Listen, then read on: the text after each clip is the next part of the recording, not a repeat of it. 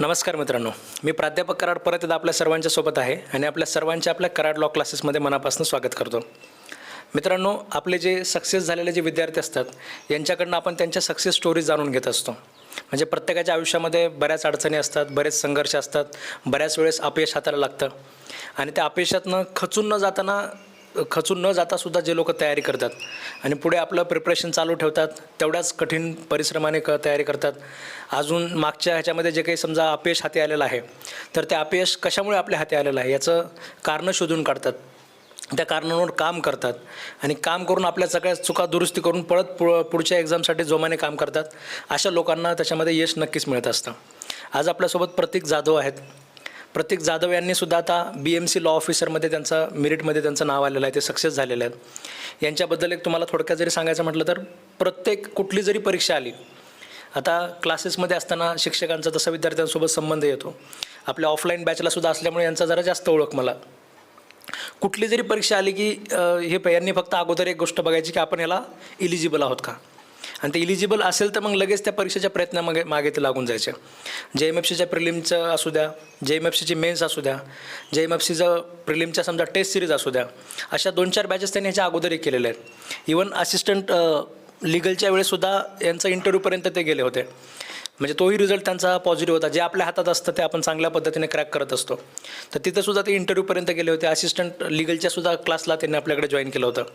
आज त्यांचा जो BMCचा रिझल्ट आलेला आहे, तर आपण त्यांच्याकडनं जाणून घेणार आहोत की म्हणजे काय त्यांचं म्हणजे यशामागे कशाचा हात आहे, त्यांनी कशा पद्धतीने अभ्यास केलेला आहे, प्रिपरेशन करत असताना अपयश आलं त्यावेळेस त्यांनी काय विचार केला होता, त्यानंतर काय मोटिवेशन घेतलं आणि आज जो यश त्यांच्या हातात आलेला आहे. ठीक आहे, ही एकंदरीत जी जर्नी आहे त्यांची ती आपण त्यांच्याकडनं समजून घेणार आहोत.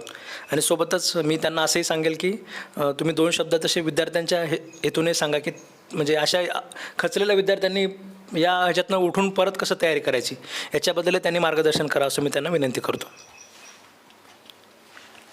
धन्यवाद सर, मला इथे ही बोलण्याची संधी दिल्याबद्दल. माझं नाव प्रतीक सुधाकर जाधव, मी मूळचा नाशिकचा. आणि माझं जेव्हा लॉ झालं, गव्हर्मेंट लॉ कॉलेज मुंबई येथून माझं BLS LLB झालं. त्यानंतर मी LLM केलं क्रिमिनॉलॉजीमध्ये आणि 3 वर्षाची प्रॅक्टिस माझी कंप्लीट झाल्यानंतर ॲज अ प्रॅक्टिशनर मी JMFCसाठी ट्राय करणं सुरू केलं. आणि त्यासोबतच अजून पण ज्या काही एक्झाम्स येत होत्या, जसं मंत्रालयातली असेल किंवा ही BMCची असेल, याच्यासाठी पण मी जिथे जिथे इलिजिबल आहे तिथे फॉर्म भरत होतो. आणि सरांच्या मार्गदर्शनाने मी त्याचा अभ्यास पण चालूच ठेवला होता पहिलेपासून. तसं माझं मेन फोकस JMFCवरच होता आणि आत्ता पण आहे. आणि जशी माझी ती प्रिलिमची एक्झाम झाली, त्याच्यात मला अपयश हाती आलं. त्यानंतर मी थोडं मला वाटलं की व्हायला पाहिजे होतं, पण ते प्रीमध्येच नाही झालं तर एकदम जास्त पण त्याची खंत नाही राहिली. कारण मला नंतर मी जो अभ्यास केला त्याच्यातून मला असं समजलं की माझा अभ्यास पहिल्या प्रिलिमच्या वेळेस थोडा त्या मानाने कमी होता आणि म्हणून मला त्याची एवढी निराशा नाही वाटली. पण जेव्हा मी नंतर परत अभ्यास सुरू केला, त्यानंतर मी जास्त डेप्थमध्ये सगळे विषय वाचायला घेतले, जे बारकावे असतात ते समजून घेण्याचा जास्त प्रयत्न केला. आणि याचा फायदा मला नक्कीच मंत्रालयाची जी एक्झाम होती असिस्टंट लिगल, त्यामध्ये पण जे लॉचे सब्जेक्ट्स होते तिथे पण झाला. आणि त्या एक्झाममध्ये पण माझं स्क्रीनिंग पास झालं होतं, इंटरव्ह्यू पण मी पास झालो होतो. पण मेरिट आऊट झालो. तिथे जागा पण आय थिंक 13च होत्या. पण तिकडचं जे अपयश आलं तिथे मला असं थोडं वाटलं की एकदम जवळ येऊन परत आता पहिल्यापासून करावं लागेल. आणि पण तरी पण मी विचार केला की आपण इंटरव्ह्यूपर्यंत जाऊन आलो, MPSCच्या मेंबर्सला इंटरव्ह्यू दिला, तर ते कुठं ना कुठं मला पुढे हेल्प करेलच. आणि त्याच्या काही दिवसांमध्येच या एक्झामचं नोटिफिकेशन आलं आणि सरांनी यूट्यूबवर व्हिडिओ टाकलात आणि त्याच्यामुळे ॲक्च्युली विद्यार्थ्यांची बरीच हेल्प होते.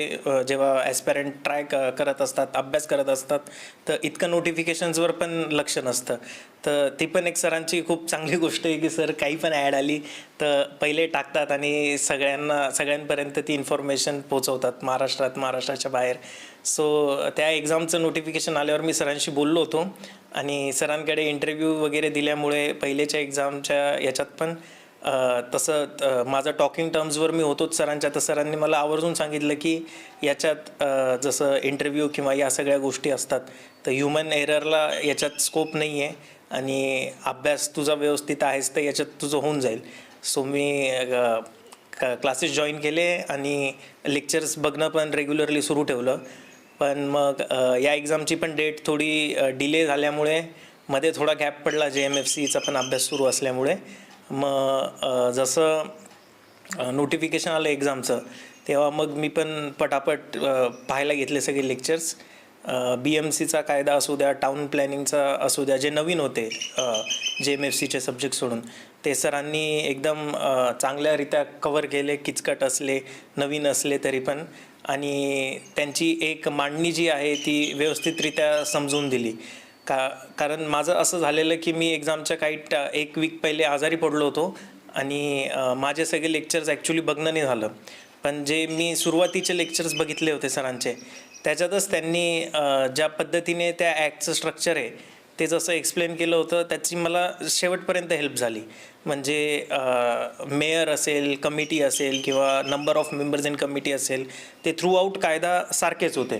म्हणजे जरी मला ॲक्च्युअल माहीत नसेल पुढे कसं आहे तरी पण माझे MCQ टॅकल होतील इतकं मला अंडरस्टँडिंग येऊन गेली होती. आणि लॉच्या सब्जेक्ट्सवर माझं पहिल्या प्रिलिमच्या अपयशानंतर मी व्यवस्थित लक्ष दिल्यामुळे त्याला तर मी टच पण नव्हतं केलं सर या एक्झामच्या टाईमला. ते तर इझिली टॅकल झालेच प्रश्न. आणि अजून पण तसं बघायला गेलं तर सिलेबस थोडा वास्ट होता या एक्झामचा. करंट अफेअर्स होते, मराठी, इंग्लिश, मुंबईची माहिती. पण ते पण सगळं सरांनी वेळेवर त्याचं जे कंटेंट आहे वाचण्यासाठी ते पण व्यवस्थित प्रोव्हाइड केलं आणि त्याची पण हेल्प झाली. आणि अशा पद्धतीने एक्झाम क्रॅक झाली. असं बघायला गेलं तर सरांचा त्याच्यात खूप मोठा रोल आहे या सक्सेसमध्ये. माझ्या फॅमिलीचा आणि अजून काही मेंटर्स आहेत त्यांचं सोडलं तर सरांमुळेच मी हे यश जे आहे ते संपादन करू शकलो आहे.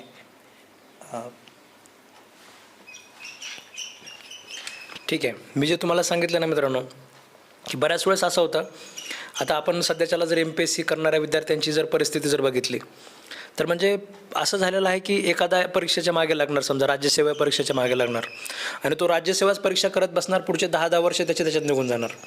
तर अशा प्रकारे कुठेतरी करिअरमध्ये अडकून न राहता, म्हणजे आपल्या आयुष्याची महत्त्वाची वर्ष आपण बऱ्याच वेळेस काय करतो की एखाद्या JMFC परीक्षा असू द्या किंवा एखादी दुसरी परीक्षा असू द्या, तर करिअरची आपल्या आयुष्याची महत्त्वाची वर्ष आपण अशा ठिकाणी म्हणजे घालवतो आणि खूप जास्त वर्ष आपण तिथे एकाच परीक्षेच्या मागे लागण्यात अर्थ नाही आहे. ठीक आहे, आपल्याला कायम अपडेटेड राहिलं पाहिजे. आता जसं प्रतीकने सांगितलं की सर तुम्ही कुठली नवीन ॲड आली की त्याची ॲडव्हर्टाइजमेंट बनवत असता, त्याच्यातले तुम्ही एलिजिबिलिटी वगैरे सांगता आणि विद्यार्थ्यांना मोटिवेट करता, हे खूप गरजेचं आहे. म्हणजे मी स्वतःसुद्धा म्हणजे जेव्हा सुरुवातीला तयारी केली होती त्यावेळेस मी UPSCची तयारी करत होतो अभ्यासाची. पण मी जर UPSCच्या समजा मागे लागून राहिलो असतो कदाचित आज 5 वर्ष 6 वर्ष सक्सेसही झालो असतो. असं नाही की तिथे सक्सेस होण्याचा चान्सेस नव्हता. ठीक आहे, पण सांगायचं तात्पर्य काय आहे की आपल्याला जी संधी मिळेल ती संधी आपण त्याच्यामध्ये प्रयत्न केले पाहिजेत. म्हणजे प्रतीक सरांसारखेच मी काल परवा एक आपल्या प्राजक्ता मॅडमचा एक व्हिडिओ बनवला होता, प्राजक्ता आराणे मॅडमचा. तर त्याही मॅडमचं नाव इथे परत एकदा आलं ह्याच्यामध्ये. ह्याच्यामागचं कारण म्हणजे की आपण असंच विद्यार्थी झालं पाहिजे की जे आपल्याला मिळेल संधी त्या संधीचे आपण सोनं करण्याचा प्रयत्न केला पाहिजे. कारण परीक्षा अशी नसते की कुठल्या परीक्षेमध्ये एकदमच खूप नवीन सब्जेक्ट आहेत. आता यांना असिस्टंट लिगल असू द्या, JMFCचे सगळे विषयांचे लेक्चर तिकडे पण कामाला आले. JMFC प्रिलिमलाही त्यांनी जो अभ्यास केला होता तो असिस्टंट लिगललाही कामाला आला आणि ह्या BMCला सुद्धा आपले बरेच सब्जेक्ट त्याच्यामध्ये कॉमन होते. हे असे जेवढे कॉमन सब्जेक्ट आहेत ह्या प्रत्येक परीक्षेच्या मागे आपण हात धुवून लागायला पाहिजे. आता सध्यासुद्धा जे म्हणजे लिगल ॲडवायझरच्या वगैरेच्या जागा आलेल्या आहेत, जागा एक आहे, काही ठिकाणी 2 जागा आहेत, त्याच्यातली एखादी कॅटेगरीला वगैरे आहे. तर अशा परीक्षेमध्ये सुद्धा आपण घाबरायला नाही पाहिजे आणि हात धुवून त्याच्या मागे लागायला पाहिजे. फॉर्म लगेच भरला पाहिजे. जर तुम्ही प्रयत्नच करत आहात, सरकारी नोकरी पाहिजे आपल्याला, कॉम्पिटेटिव्ह एक्झामिनेशन पाहिजे, तर अशा वेळेस येणाऱ्या संध्या कशासाठी सोडायच्या? ठीक आहे, तर हे असं मोटिवेशन तुम्हाला मिळालं पाहिजे. आणि मी तुम्हाला तोंडाने सांगणं आणि तशी तुम्हाला उदाहरणं दाखवणं, सक्सेस झालेल्या विद्यार्थ्यांची उदाहरणं दाखवणं. ठीक आहे, हाही एक तुम्हाला त्याच्यामागचं मोटिवेशन मिळण्यामागचा एक पर्पज होता. प्रत्येकने अतिशय सुंदर पद्धतीने तुम्हाला सांगितलं की कशा पद्धतीने त्याने JMFC प्रिलिमची पण तयारी केली, त्याच्यात अपयश आलं, पण तिथे खचून न जाता त्याच्यातनं सुधारणा करून घेऊन परत म्हणजे बाकीचे सुद्धा एक्झाम तो प्रयत्न करत राहिला. असिस्टंट लिगलच्या वेळेसुद्धा म्हणजे जागा खूप कमी होत्या, पण तरीसुद्धा त्याने तिचं एक्झामिनेशन क्रॅक केली. पण झालं असं की इंटरव्ह्यूमध्ये त्याच्यामध्ये सिलेक्शनमध्ये थोडंसं राहून गेलं. इंटरव्ह्यूमध्ये राहणं म्हणजे जसं आपण म्हणतो ना की एकदम शेवटच्या तोंडापर्यंत आलेला घास कुणीतरी मागे ओढून घेतल्यासारखं होतं. तर त्याच्यामुळे नवीन परीक्षा आली त्यावेळेस पण मी BMCच्या वेळेस पण मी सांगितलं होतं की ही अशी परीक्षा आहे ज्याच्यामध्ये सगळं काय ते तुमच्या कष्टावर अवलंबून आहे. इंटरव्ह्यूमध्ये कसं असतं, इंटरव्ह्यू आपला 100% आपल्या हातात नसतो. कधीतरी पॅनल मेंबर तुमच्या प्रोफाईलवर जर इंटरव्ह्यू चालू झाला तर तो तिकडेच जातो आणि तेवढ्यातच संपून जातो. कधी तुमच्या प्रॅक्टिस बेसिसवर इंटरव्ह्यू सुरू झाला, एखाद्याची पुढच्याची प्रॅक्टिस जर कमजोर असेल तर तो तिथे शून्य साबित पडतो. एखाद्याचा समजा इंटरव्ह्यू जर खूप थेरॉटिकल बेसिसवर झाला आणि एकदम नवीन असे काहीतरी कायदे विचारले जे कायदे याने कधीही बघितले नव्हते, तर त्या परिस्थितीमध्ये सुद्धा पॅनल मेंबर आपल्याला काय विचारलं आपल्या हातात नसतं.